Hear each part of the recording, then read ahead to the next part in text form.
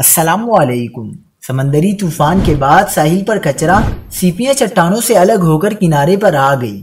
ساحلی علاقوں میں بدبو اور تعفن پھیل گیا۔ کیا آپ حالات حاضرہ سے آگاہی حاصل کرنا چاہتے ہیں؟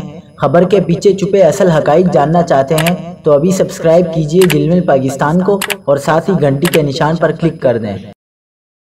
آپ کو بتاتے چلیں کہ سمندری طوفان بائپر جوائے کے باعث بننے والی شدید بلند لہروں سے سیپیاں چٹانوں سے الگ ہو کر ساحل پر آ گئی۔ پاک چائنا ساحل پر بڑی تعداد میں ایٹرینا پیکٹینیٹا قسم کی سیپیاں ساحل پر آ گئی ہیں اور یہ فین شیل بھی کہلائی جاتی ہیں۔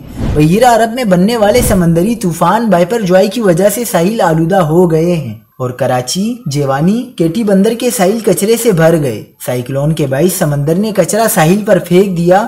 موسمی تبدیلی، ہواؤں کی تیزی اور چاند کی روشنی کی وجہ سے طوفانی لہریں پیدا ہوئیں۔ سمندر کے کنارے آنے والے کوڑے میں لکڑی کے بڑے تختے اور پلاسٹک کی بڑی تعداد شامل ہے، جس کی وجہ سے ساحلوں پر تعفن پیدا ہو گیا ہے۔